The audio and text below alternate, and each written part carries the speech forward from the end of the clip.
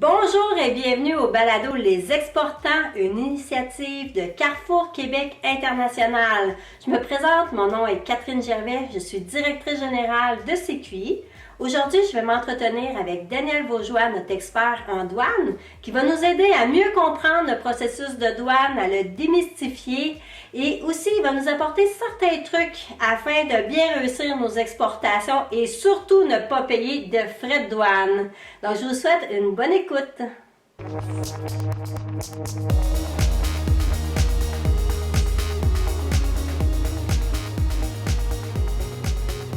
Bonjour Daniel, comment ça va? Bonjour, ça va très bien. Toi-même? Oui, ça va bien. Je suis contente de te parler de douane aujourd'hui. C'est souvent complexe, les douanes. Les gens ne le comprennent pas trop. Puis je vais t'avouer quelque chose, Daniel. Moi aussi, je m'y perds. Là, j'ai fait plein de formations en douane, puis c'est très difficile pour moi de pas de rester concentré tout le temps. Mhm. C'est beaucoup de technique. Donc aujourd'hui, on va aller chercher des trucs avec toi. Daniel, comment est-ce que tu as cumulé ton expérience? En fait, j'ai travaillé une quinzaine d'années dans des entreprises manufacturières qui faisaient beaucoup d'importation et d'exportation. Je travaillais dans le domaine de la logistique, le transport, la douane. Alors, ça m'a permis d'acquérir beaucoup de connaissances au niveau de la douane, parce que ce n'est pas des connaissances qu'on peut acquérir nécessairement dans des formations académiques. Alors, ça s'apprend beaucoup sur le terrain. Alors, c'est là que j'ai acquis mes connaissances dans le domaine. Tu es quelqu'un, Daniel, pour bien te connaître, tu es très minutieux, tu as Mhm. déjà fait l'armée. Je pense que pour être bon dans les douanes, c'est une prémisse. Est-ce que j'ai raison? En fait, c'est sûr une formation de base, ça va aider, là, comme des decks en logistique de transport qui vont quand même aborder le sujet de la douane. Mais comme dit, le gros expérience s'acquiert en entreprise. Et effectivement, faut être, travailler dans ce domaine-là, il faut être minutieux, faut être à l'affût des changements parce il y a beaucoup de changements parce que les douanes, ça évolue, les règlements changent. Alors, si on ne tient pas au courant des changements, ben, on risque d'avoir des problèmes. Au cours des années, là, on a vu plusieurs histoires d'horreur, des entreprises qui ont dû à payer des gros montants, en fait, là, Mhm. pour récupérer des erreurs. Est-ce que tu Oui. peux nous donner des exemples là, d'histoires d'horreur que tu te rappelles? Oh mon Dieu, des histoires d'horreur, il y en a beaucoup. Souvent, ça va être relié à ce que les gens ont une méconnaissance de la réglementation. C'est pas fait volontairement. Exemple, une entreprise qui va exporter des produits aux États-Unis sous un certificat d'origine de libre-échange et puis sans savoir que son produit n'est pas admissible à l'accord de libre-échange parce qu'ils n'ont pas fait l'exercice de déterminer si le produit est admissible. Alors, les douanes font des vérifications régulièrement. Et puis, quand on se fait prendre, bien, à ce moment-là, si notre produit n'était pas admissible, on doit rembourser tous les droits de douane qu'on n'a pas payés, justement parce que notre produit était dédouané sur un accord de libre-échange. Alors, en plus de s'exposer à des amendes pour non-conformité. Donc, un accord de libre-échange, là, comment est-ce qu'on fait pour savoir si on est admissible ou pas? Parmi les entreprises, il y a beaucoup de confusion là-dedans parce qu'on mélange deux choses. Il y a ce qu'on appelle le pays d'origine des marchandises ou ce qu'on appelle communément le marquage d'origine. Autrement dit, le made in, le fabriqué au Canada. Ça, c'est une chose, ça, c'est ce qu'on appelle le marquage d'origine.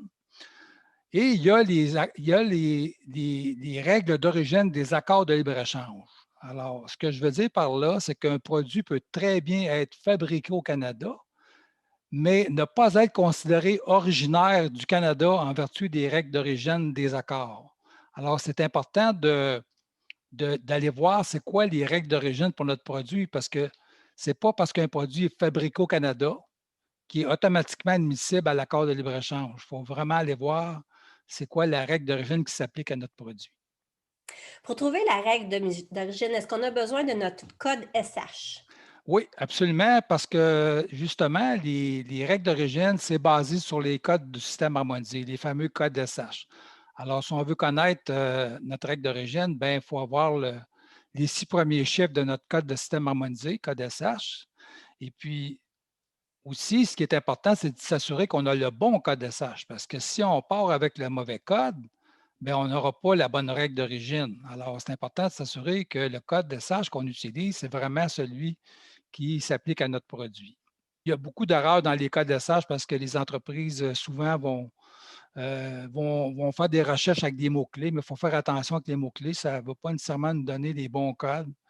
Il y a beaucoup de choses à considérer quand on cherche un code SH et c'est assez complexe parfois. Alors, il faut vraiment se faire aider souvent se faire aider pour identifier le bon code SH pour notre produit. Ben, moi, ce serait un peu ma façon de faire, là. Je prendrais le téléphone, puis j'appellerais un courtier en douane, puis je dirais: «Peux-tu me dire mon code SH?» Puis après ça, je roulerais avec ça. Mhm. Est-ce qu'il y a un danger de faire ça, Daniel? Oui, oui, il y a un danger parce que en tant qu'importateur ou exportateur, là, on est ultimement responsable des déclarations qu'on fait à la douane.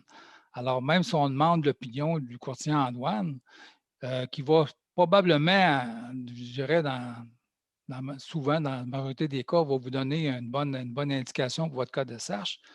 Mais ça se peut qu'il ne vous donne pas le bon, dans le sens que vous donnez une description de votre produit. Des fois, ce n'est pas une description qui va être suffisante, qui va être incomplète.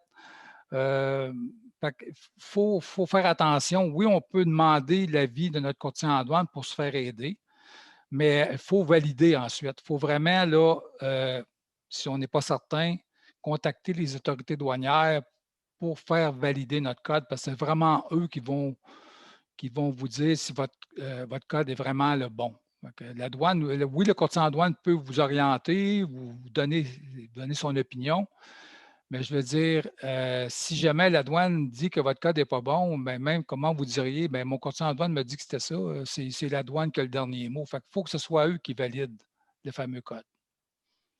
Est-ce que c'est long comme processus?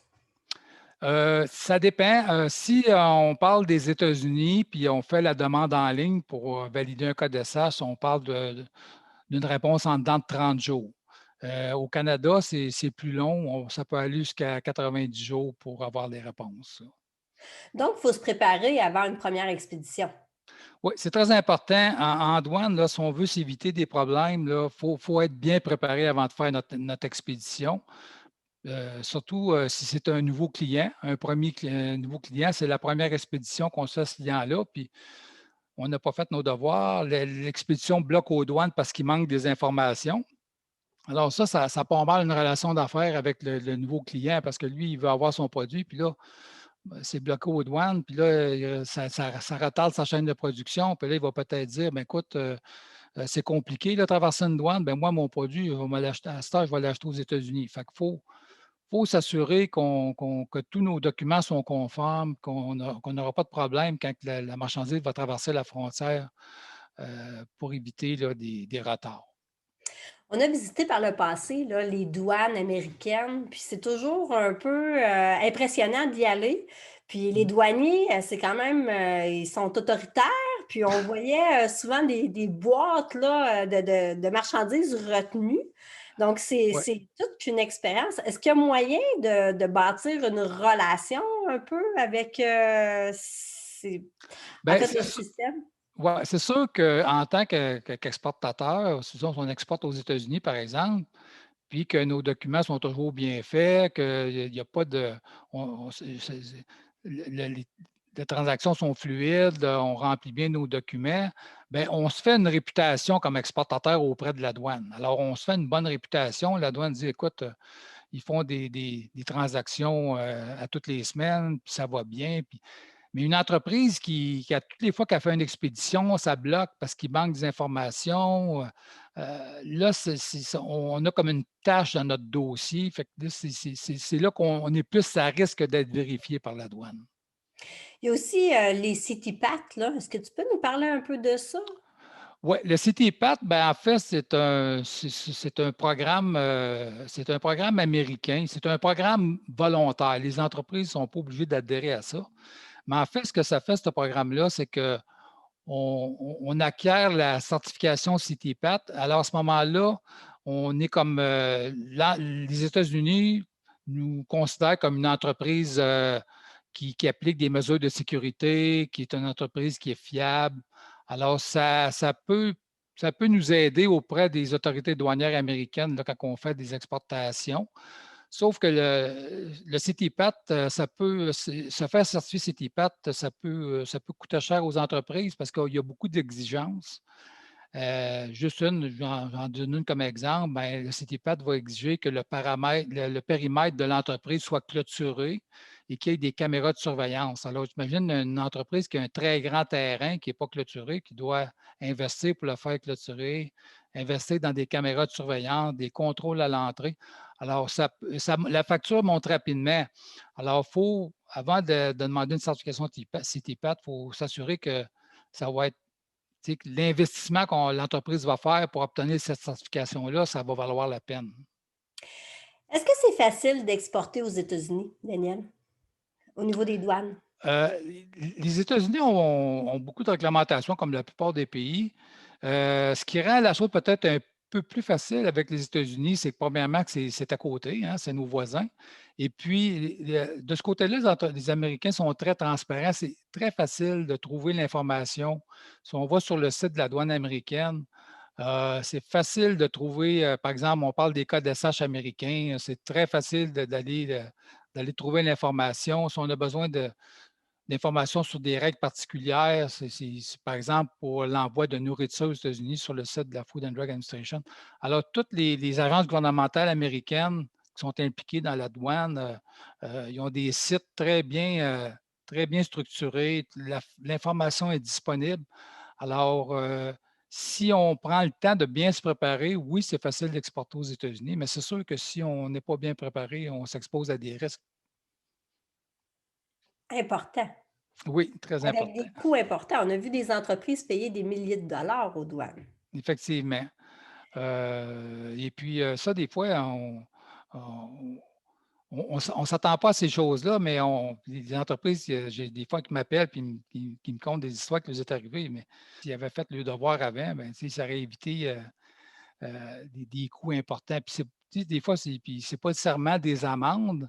Euh, Exemple, une entreprise peut importer un produit de la Chine, puis ce produit-là, puis ça c'est arrivé, ça arrive dans une entreprise, c'est arrivé à une entreprise récemment dans la région de la Mauricie qui importait un produit de la Chine, mais le produit était, il y avait des droits anti-dumping sur le produit. Et puis l'entreprise n'était pas au courant de ça. Alors, quand la marchandise est arrivée au Canada et a été dédouanée, ben, au lieu de coûter 15 000 de frais à l'entreprise, ça en a coûté 60 parce qu'il y avait des droits de douane anti-dumping de 300 sur le produit. Alors, tu sais, c'est des choses comme ça qui fait les entreprises, des fois, ils vont se mettre dans des positions difficiles. Tu sais, ce n'est pas toutes les entreprises qui ont les moyens de payer 60 000 pour un produit qui en vaut 15 en réalité, là, parce qu'il y a des droits anti-dumping de 300 dessus. Alors, c'est le genre de choses qu'on voit qui arrivent, je dirais, assez fréquemment. Alors, c'est ça. Il faut vraiment être bien préparé là, avant d'importer ou d'exporter, c'est le même principe. On a mis une formation en place là, pour justement aider les acheteurs à mieux comprendre les Mhm. règles et tout ça. Il y a aussi les fameux incoterms qui Oui. sont importants. Puis ça, on pourra en reparler une autre fois, mais dans Mhm. les contrats, c'est important de bien les comprendre pour Oui. connaître notre responsabilité. Là, j'ai envie de te poser comme question, on a différentes ententes de libre-échange. Est-ce que ça facilite réellement le commerce, ces ententes-là? Bien, ça ne facilite pas le commerce au niveau de la réglementation, si on parle de douane, là, mais c'est que ça donne un avantage important aux exportateurs. Si on pas, par exemple, l'accord de libre-échange avec l'Union européenne, c'est un avantage important pour les exportateurs canadiens, québécois. Pourquoi? Parce que on bénéficie de tarifs préférentiels dus avec cet accord-là avec l'Union européenne, tandis que les États-Unis, qui n'ont pas d'accord de libre-échange avec l'Union européenne dans le moment, alors on a un avantage compétitif par rapport aux États-Unis pour le marché européen. Et même chose pour les Chinois, ils n'ont pas d'accord de libre-échange avec l'Europe. Alors, ça donne un avantage au Canada. Fait qu'il faut en profiter parce qu'éventuellement, un jour, les États-Unis vont probablement finir par avoir eux aussi un accord de libre-échange avec l'Europe. Alors, c'est le temps d'en profiter, d'aller s'installer sur le marché pour prendre une position. Après ça, on va être plus difficile à sortir, mais qu'il arrive des nouveaux joueurs sur le marché. On en a beaucoup parlé quand l'entente de libre-échange est arrivée avec, l'Union européenne. Est-ce que tu trouves que les entreprises, en bénéficient? Est-ce que tu as beaucoup de questions, ou c'est encore sur les États-Unis? Je dirais que c'est encore beaucoup sur les États-Unis, puis on a de plus en plus des questions. Puis quand on regarde les statistiques d'exportation et d'importation avec l'Europe depuis l'entrée en vigueur de l'accord de libre-échange, on voit que les Européens en profitent plus que nous. Je veux dire, on importe beaucoup plus d'Europe qu'on exporte actuellement, mais on voit quand même on voit qu'il y a un changement, là. On a plus de questions sur l'Europe. Même j'ai donné la formation douane 101 Union européenne il n'y a pas longtemps parce qu'il commence à avoir de la demande pour le marché européen. On a déjà eu par le passé des surprises, là, des taux de douane qui arrivaient du jour au lendemain, puis que ça défaisait le marché, en fait, là. Est-ce que c'est des choses qui arrivent fréquemment? Je pense Ben, aux c'est États-Unis, là, c'est ouais, arrivé. ouais, c'est sûr que sous l'administration Trump, là, il y a beaucoup il y a eu beaucoup de mesures de protection qui ont été mises en place, surtout vis-à-vis de la Chine. Alors, il y a pratiquement tous les produits chinois là, ont des surtaxes quand ils sont importés aux États-Unis. Mais ça a aussi touché le Canada parce qu'il y a beaucoup d'entreprises canadiennes qui importent des produits de la Chine pour les revendre aux États-Unis. Mais là, la fameuse surtaxe s'applique. C'est pas parce qu'ils passent par le Canada qu'ils évitent la surtaxe, parce que les surtaxes, c'est basé sur le pays d'origine des marchandises. Alors ça a nuit à beaucoup d'entreprises canadiennes, parce que j'ai eu beaucoup d'appels d'entreprises du Québec là, qui ont été pris avec ça parce qu'eux importaient des produits chinois qu'ils revendaient aux États-Unis. Puis là, ben, du jour au lendemain, il y avait un 25 de droits de douane là, qui s'appliquait sur le produit. Ça, on a déjà été ciblé directement. Est-ce que c'était dans le domaine du bois par une surtaxe comme ça? Est-ce que tu te rappelles Oui, de bien, le domaine du bois, c'est toujours pas réglé. Là. On a toujours des surtaxes sur le produit du bois. C'est devant les tribunaux du commerce. La dernière fois qu'il y avait eu des problèmes avec ça, le Canada avait gagné sa cause. Ça va probablement être le cas encore, mais ça prend du temps? va falloir que ça se règle au niveau politique parce que même si l'Organisation mondiale du commerce donne raison au Canada, les Américains reviennent à la charge un an après, puis ils recommencent le même petit jeu. Fait que il va falloir que ça se règle au niveau politique. Ils veulent protéger leur marché. Ben, pas. Ouais, j'imagine. Mais est-ce qu'il y a d'autres pays qui ont ce comportement-là? Des autres pays, non. Je dirais que, ben, c'est sûr qu'il y a des pays qui sont beaucoup plus protectionnistes. On prend un exemple comme le Brésil. Quand on exporte au Brésil, ils ont énormément de surtaxes de toutes sortes. Là. C'est des barrières à l'entrée, mais ça, des barrières à l'entrée, tout le monde, tous les pays en ont, hein, mais en général, je dirais, à moins que ce soit comme on parlait des droits anti-dumping, c'est sûr que c'est un pays comme exporte comme la Chine, il y en a beaucoup, eux autres, des produits qui font du dumping. Alors, c'est sûr qu'il faut qu'ils s'attendent si on fait du dumping, bien, qu'on va être, on va être taxé là-dessus. Pour ceux qui ne Oui, connaissent pas bien là, les termes, dumping, c'est quoi ça? ouais. Mais en fait, du dumping, c'est le fait de vendre un produit sur un marché étranger plus cher c'est-à-dire moins cher que le prix qu'on le vend sur notre propre marché. Ça, c'est ça qu'on appelle du dumping. Alors, ça, c'est interdit par les règles du commerce international. Par contre, ça se fait. Il y a beaucoup surtout les produits asiatiques, là, il y en a beaucoup qui sont visés par des droits anti-dumping. Il y a parfois le gouvernement aussi, des fois, qui peut aider à payer, du transport pour les Ben, entreprises. c'est ça. En fait, c'est un peu ça, parce que dans les droits anti-dumping, ce qui fait que les entreprises vont être capables de vendre en bas du prix du marché, c'est parce qu'ils ont des subventions de leur gouvernement. Et puis ça, ben, c'est contre les règles de l'OMC.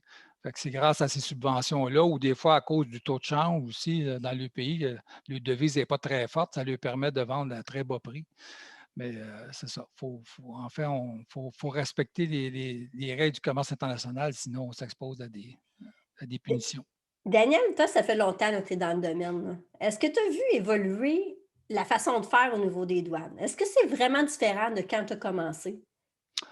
Ah, ben oui, ça a évolué, ça a beaucoup changé parce que, premièrement, moi, quand j'ai commencé, l'Internet était à ses tout débuts, à ses balbutiements. Alors, on n'avait pas les outils qu'on a aujourd'hui, là, comme on parlait des codes SH, là, là, on peut faire ça nous-mêmes, chercher des codes SH, chercher des règlements. Avec l'Internet, là, ça nous donne accès on peut faire des demandes pour valider des codes SH par Internet. Mais euh, là, 20 ans, là, on ne pouvait pas, on pouvait pas faire, ben, ça se faisait, mais je veux dire, tout se faisait par correspondance, par la poste. Fallait avoir des volumes, des codes SH. Là, il y a 99 chapitres. Imagine-toi le nombre de volumes que ça représentait. Alors, il n'y a pas personne qui achetait ces volumes-là. On faisait confiance au courtier en douane pour qu'il nous donne le bon code. Mais à ça, c'est des choses qu'on peut nous-mêmes aller vérifier parce qu'on a grâce à l'Internet. Et puis, ce qui a changé aussi, c'est avec le terrorisme, ce qui a amené, surtout depuis 2001, ben là, ça, il y a beaucoup de, il y a beaucoup de, l'accent a été mis beaucoup sur la sécurité à la frontière. Alors, à ce temps, les pays veulent savoir d'avance qu'est-ce qui s'en vient à la frontière, ce qui n'existait pas avant. Alors, à ce temps, quand on fait quand un camion arrive à la frontière américaine, ben, le douanier sait déjà qu'est-ce qu'il y a dans ce camion-là, parce que toute l'information a été envoyée d'avance euh, au gouvernement. Puis ça, c'est pour tous les pays. L'Europe, c'est pareil. À ce temps, ils veulent tout avoir d'avance. Ils veulent savoir, mettons, pour un bateau, tous les conteneurs qu'il y a sur le bateau qui s'en va en Europe. L'Union européenne veut savoir c'est quoi qu'il y a dans ces conteneurs-là, les produits, tout ça. Fait que ça, il faut tout envoyer ça d'avance avant que le navire arrive à destination. C'est beaucoup plus organisé. On ne peut pas penser à improviser de Oui, nos c'est ça. Exactement. C'est grâce en fait à la technologie qui a beaucoup évolué qui nous permet là, qui facilite grandement la tâche des entreprises parce que il y a 20 ans, c'était beaucoup plus difficile de trouver les informations. On répondait entièrement du courtier en douane. Là, sinon, mais à ce temps, il y a beaucoup de choses on peut chercher, on peut trouver par nous-mêmes. Puis toute les documents peuvent être préparés électroniquement. Avant ça, c'était tout fait à la main. C'est une autre époque, disons. C'est vrai que ça évolue vite. J'ai envie de te Oui. parler un peu de transport. Toi, tu as quand même magasiné les différents transports quand Mhm. on exporte. Est-ce qu'il peut y avoir une variation de coût importante d'une compagnie à l'autre? Moi, quand j'étais en entreprise, ce que je me disais, ben moi, je voulais réduire au minimum le nombre de transporteurs avec qui je faisais affaire. Pourquoi? Ben, pour augmenter le volume de transport de chacun, parce que c'est une négociation, les taux de transport. Alors, pour avoir des bons taux, il faut que tu donnes du volume aux transporteurs. Puis, il y a des entreprises, eux, qu'est-ce qu'ils font? À chaque fois qu'ils ont une expédition, ils font coter 3, 4 transporteurs pour prendre le moins cher. Premièrement, on prend un risque parce qu'on ne connaît pas le transporteur, puis on ne sait pas sa réputation. Est-ce qu'il livre à temps? Est-ce que ses produits vont souvent être brisés? Alors, tandis que quand on a des transporteurs, on utilise toujours les mêmes, qui ont une bonne réputation. On leur donne, on leur donne du volume, mais ils sont capables de nous faire des bons taux. Euh, je pense qu'à la longue, on est gagnant. C'est sûr qu'un transporteur, par exemple, qui va te donner un transporteur de la région de Montréal, va te donner des excellents taux pour Montréal, mais si tu lui demandes des taux pour, je ne sais pas, moi, pour le bas du fleuve, bien, c'est sûr qu'il va être peut-être un petit plus cher qu'un transporteur qui est à Québec, parce que le transporteur qui est à Québec, il est plus proche du bas du fleuve. Mais si le gros de ton transport, c'est Montréal, c'est 80 de tes marchandises, ben, tu es mieux de faire affaire avec le transporteur de Montréal, même si tu as une expédition de temps en temps dans le bas du fleuve qui va te coûter un petit peu plus cher. Tu vas être gagnant parce que le gros de ton volume est à Montréal, puis ton transporteur, ben, lui, il est à Montréal ou à Trois-Rivières. Euh, c'est ça, tu sais, puis le fait d'avoir moins de transporteurs, ben c'est ça. On peut donner plus de volume, puis on a des meilleurs taux. Moi, je pense que c'est la stratégie à adopter, là, parce que sinon, on va se ramasser avec 15-20 transporteurs. Puis bon, on n'est pas capable d'avoir des bons taux parce qu'on ne lui donne pas assez de volume. Notre volume est trop éparpillé. Alors, faut vraiment, pour avoir une bonne stratégie de transport, là, essayer de concentrer le plus possible, de réduire au maximum le nombre de nos transporteurs, dans la mesure du possible. Je me rappelle d'un bon coup qu'un entrepreneur m'avait partagé, là. Lui devait exporter en Californie, puis les camions arrivaient, de fruits de la Californie, puis repartaient vides. Mhm. Donc, Ouais, il s'est entendu, je me demande s'il ne payait pas juste, le gaz, là, puis, ouais, sa marchandise remontait. Donc, il y a quand même des stratégies qu'on peut adopter quand on ouais. est réseauté, ça peut nous aider à économiser. Ouais, ça, c'est le gros défi quand on est un exportateur qui est soit au Québec ou en Ontario, d'exporter dans l'Ouest. Pourquoi? Parce que justement, c'est ce que tu viens de mentionner, c'est qu'il y a un débalancement, c'est qu'il y a beaucoup de camions qui partent vers l'Ouest, mais par contre, il y en a beaucoup moins qui reviennent vers l'Est. Fait qu'il y a beaucoup de camions qui reviennent vides. Alors, ce qui fait que les coûts de transport pour l'Ouest canadien sont prohibitifs. Toutes les entreprises qui essayent de développer le marché de l'Ouest, c'est la première chose qu'ils me disent. Bien, je voulais m'installer dans l'Ouest, mais là, les coûts de transport sont prohibitifs. Alors, c'est ça. Il faut essayer de trouver des stratégies, faire affaire peut-être avec un courtier de transport que lui va organiser ce qu'on appelle des runs de lait, c'est-à-dire que c'est un transport qui va passer dans une zone géographique, pas nécessairement à l'adresse que toi, tu veux l'envoyer directement, mais ça va permettre de réaliser des économies parce qu'il va y avoir plusieurs transporteurs, plusieurs expéditeurs dans le même camion et puis lui peut aussi les remplir quand ça va revenir vers l'Est. C'est une stratégie de même. Mais là, on a le même problème actuellement avec le transport maritime. Il y a un gros débalancement entre les exportations vers l'Asie et les exportations vers le continent américain ou européen. Actuellement, il y a une pénurie de conteneurs dans le monde Ah! à cause Pourquoi? de la COVID. Ah! Non, la Ce COVID. qui arrive, c'est que il y a beaucoup le commerce se fait, mais là, il y a eu des arrêts importants durant la COVID. On a arrêté des entreprises ont arrêté pendant une semaine, 2 semaines, 3 semaines. Fait que là, les conteneurs se sont accumulés dans les ports. Et puis, avant que la logistique reprenne le dessus, là, ça va prendre un bout de temps.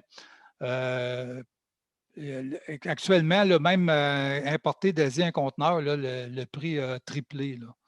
Alors, c'est vraiment une situation particulière là, qui est due en grande partie à la COVID.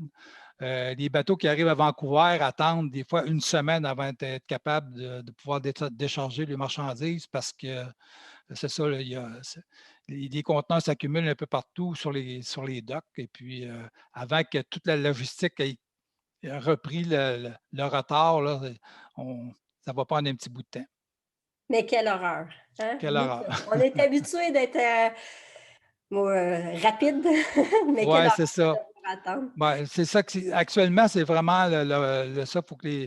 Il faut que les exportateurs ou importateurs soient patients parce qu'il y a des délais là, à cause justement des problèmes de conteneurs et tout ça. Il y a des délais importants. Alors, il faut négocier avec les clients ou avec nos fournisseurs pour tu sais, s'entendre là, sur les délais parce que c'est sûr qu'il va en avoir là, en tout cas pour un certain temps encore. Daniel, moi, je t'ai vu intervenir auprès d'une entreprise là, qui est gérée par un de mes amis, puis il vivait une histoire d'horreur avec ses douanes, puis tu as été capable de bien l'aider. J'aimerais ça peut-être pour ceux qui débutent, là, si tu pouvais nous donner 3 conseils qui deviennent rapidement comme ça, là, la base là, pour bien Ouais. commencer, ce serait quoi? Ben, moi, ce que je dis aux gens quand je donne des formations sur la douane, puis ça, malheureusement, les entreprises ont tendance à à tout laisser dans les mains du courtier en douane. Euh, Puis ça, ben, c'est pas une bonne idée parce comme je viens de mentionner, on est ultimement responsable en tant qu'entreprise des déclarations de douane qu'ils font. Le courtier en douane, lui, c'est seulement qu'un mandataire de l'entreprise. Alors, quand il y a un problème, la douane a un problème avec un problème de douane, les autorités douanières communiquent jamais avec le courtier en douane. C'est directement avec l'entreprise. OK? Lui, le courtier en douane, là, c'est juste un mandataire. Alors, je donne, puis là, ben, les gens me disent, ouais, mais c'est lui l'expert. Oui, c'est lui l'expert, mais vous avez une responsabilité en tant qu'importateur ou exportateur parce que, puis là, je donne toujours le même exemple, l'analogie que je fais, c'est quand vous allez au garage avec votre voiture, vous n'êtes pas un mécanicien, mais vous posez des questions quand même. Pourquoi? Ben, parce que vous ne voulez pas vous faire avoir, hein, vous ne voulez pas payer, des réparations inutiles, vous tu sais, on veut être au courant. Ben, il dit: «Le courtier en douane, c'est la même chose. Oui, c'est l'expert, mais il faut y poser des questions et puis il faut connaître un peu le fonctionnement parce que si on laisse tout dans les mains du courtier en douane, puis il arrive un problème après, là, bon là, on est complètement perdu, là. Heu et puis les entreprises, ça, c'est la première chose. Puis les entreprises, exemple à l'importation, le fournisseur, lui, fait une facture, il envoie la marchandise et puis le courtier en douane reçoit la facture du fournisseur, puis c'est avec ça qu'il dédouane la marchandise. Oh, Mais si la facture, il y a des erreurs dedans, le courtier en douane ne peut pas les voir, lui. C'est l'entreprise importatrice qui est en mesure de vérifier ces factures-là. Mais les entreprises ne le font pas l'exercice. Ils reçoivent du courtier en douane la déclaration de douane avec une copie de la facture du fournisseur. Ils payent le courtier en douane parce qu'il a dédouané, mais ils devraient, si la loi le dit, là, ils devraient vérifier la déclaration de douane et les informations que le fournisseur a fournies s'ils sont exacts. Parce que si sur la facture, c'était marqué qu'il y avait pour 50 000 de marchandises dans l'envoi, puis qu'après avoir les boîtes, ben, on s'est aperçu que ce n'était pas le bon produit, mais que la valeur réelle de l'envoi, c'était 40 000. Bien là, le montant qui a été déclaré à la douane n'était pas bon. Puis ça, il faut faire corriger ça. On a 45 jours pour le faire, mais les entreprises ne font pas ces vérifications-là. Fait que quand la douane débarque pour faire un audit, bien, c'est des affaires de même qu'ils vont vérifier. Ils vont demander des transactions que l'entreprise a faites, ils vont les identifier. Puis là, ils vont regarder, puis s'ils trouvent des erreurs de même, bien là, les entreprises, ils ça met la s'exposent puce à l'oreille, hein, de à dire. des amendes, c'est ça. Oui. Fait qu'il faut, ça, c'est le premier point. Il faut, même si on fait affaire à un courtier en douane, il faut s'occuper de nos affaires. C'est la façon de le dire, là. Il faut s'impliquer dans le processus. Il faut poser des questions, puis il faut s'assurer faut vérifier nos documents pour s'assurer que tout est conforme. Ensuite, le deuxième point plus important, ben, c'est ça, c'est une bonne préparation. OK? Quand on exporte, chaque pays a sa réglementation. Alors, exporter un produit aux États-Unis, ben, il peut avoir une réglementation un peu différente que pour l'Union européenne. Fait avant de faire votre expédition, il faut faire affaire avec des spécialistes. Si vous ne trouvez pas l'information vous-même, faire affaire avec des spécialistes comme CQI ou d'autres, puis ou un courtier en douane, puis vous assurer que vous répondez aux exigences du pays d'importation. Puis là, il n'y a pas seulement que le côté de la douane, hein, il y a les exigences normatives. Est-ce que notre produit répond aux exigences normatives? Alors, c'est toutes des choses qu'il faut regarder. Ça, c'est important parce que si on n'est pas bien préparé, bien, on risque d'avoir des problèmes. Fait que, je dirais que c'est les deux choses les plus importantes, là, c'est ça. Fait que faut vraiment s'impliquer, et puis il faut bien préparer nos exportations ou nos importations, vérifier qu'on répond à toutes les exigences requises. Et puis, la troisième chose importante, ben, c'est de s'entourer d'experts. Hein. C'est sûr que c'est complexe. On parlait des règles de l'usine des accords de libre-échange. C'est quelque chose qui est assez complexe. Les codes SH, ça peut être assez complexe. Fait que, ne faut pas hésiter à faire affaire avec des experts qui vont être en mesure de nous donner un coup de main là, pour bien préparer nos expéditions.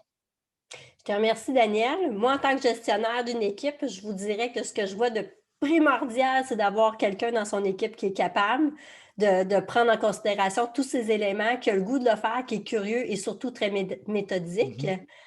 Donc, je te remercie. On va sûrement se rencontrer encore pour parler de d'autres sujets plus pointus. Donc, je te souhaite une bonne journée, Daniel. Et toi aussi, bonne journée. Si cet épisode vous a plu, partagez-le avec un ami. Nous serions reconnaissants si vous pouviez noter et évaluer notre série sur Apple Podcasts, Spotify ou à l'endroit où vous écoutez vos balados. Votre recommandation et vos commentaires aideront les auditeurs à nous trouver aussi. Merci! Les Exportants est une production de Carrefour Québec International, tout droit réservé. L'émission est réalisée par l'équipe de CQI. Un merci tout spécial aux invités et aux personnes qui ont participé à la création et à la mise en onde de l'épisode d'aujourd'hui. CQI remercie aussi ses partenaires financiers, Développement économique Canada et le gouvernement du Québec. Vous pouvez obtenir plus d'informations sur Carrefour Québec International sur notre site web au cqinternational.org. On se revoit pour un prochain épisode dans 2 semaines. Merci d'avoir écouté Les Exportants. À bientôt!